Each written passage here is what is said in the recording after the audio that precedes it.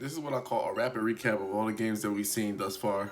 A really great showing by all of the young players from Jason Tatum to Donovan Mitchell. Donovan Mitchell had 57. Jason Tatum had 30 plus. Jamal Murray 30 plus. Jaylen Brown 29. But one of the key things that I want people to understand, what I witnessed in the first round, I saw a lot of scoring, but not a lot of trying to win. And there's a difference between trying to get buckets and trying to win. Somebody might say, hey, scoring will make you win. It can make you win, but if you score at the right time or the wrong time, it can cost you a game. I'm gonna give you a good example. Donovan Mitchell had 57.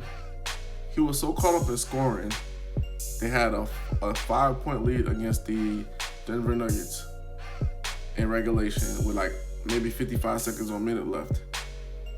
He gets an 8-second violation.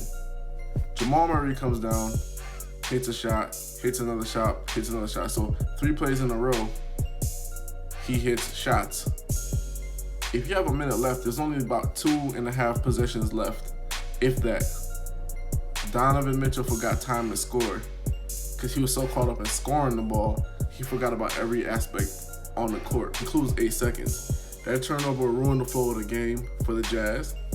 Forced it to go in overtime, they lose the game. That's what I mean. There's a difference between scoring and trying to win the game. I'll give you another example. Philly, Boston. Boston was doing great initially. All of a sudden, they allowed Philly to come back, take the lead. What happened there? They started going one-on-one. Everybody wanted to score the ball. There was time I saw Jaylen Brown driving and trying to score on 2 people, and Tice was open for a wide open 3. The difference between teams that are going to win a championship and they're not. Teams that win championships, they get it to the open man. They make the winning plays. They don't necessarily want to score the ball all the time. Greg Popovich said this about Kawhi Leonard. He said, hey, Kawhi Leonard didn't become a great player until he understood that every time we call a play, it's not for Kawhi to score, it's for the San Antonio Spurs to score. And that's 100% true. Sometimes you score in different ways. Sometimes you score taking time off the clock. Sometimes you score in limited possessions for the other team. Sometimes you score by running actions. That's another thing I had a problem with Boston. They don't run a lot of actions right out the gate. Like they take, for some reason, it's just like so much one-on-one. Run the actions, run the plays. A lot of the young teams got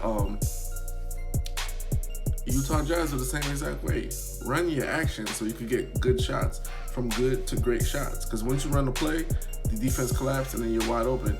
That's one thing you gotta say about Toronto, which they really did very well, was they ran a lot of actions and they got a lot of open threes. I mean, a ton of open threes because they were running their plays. Even if it was just simple pick and roll, they were getting a lot of threes. They demoralized the Brooklyn Nets. And for the Brooklyn Nets, basically what happened to them is the discipline of the Raptors beat them mentally and in their spirit, and they gave up. There was a play where the guys were, it was Fred VanVleet. He ran the entire length of the court and got a layup. And the center was looking at the guys like, where the hell were you? They were basically, their spirit were demoralized because they felt like they had so much success in the regular season. Like, okay, now when the playoffs, it's the same intensity. It's not. So that was quite interesting. But the Brooklyn Nets, here's the one thing that they have to understand. Fred VanVleet is not going to hit 8 threes in another game again. Like, that's like basically a once-in-a-lifetime thing.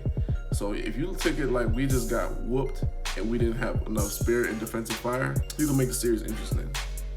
Clippers and the Dallas Mavericks, Kristaps Porzingis and the Mavericks got robbed. There was some BS calls down the stretch. And in the middle of the game, gonna toss Kristaps Porzingis. Even then, the Mavericks made it interesting.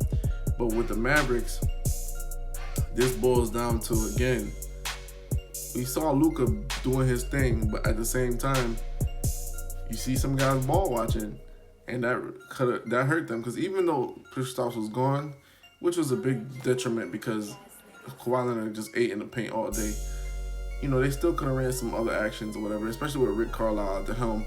But it's a young team. Like, that's the thing with young teams. Like they get in the mode of playing fast. Because I was watching the game, I was like, this pace does not favor the Clippers.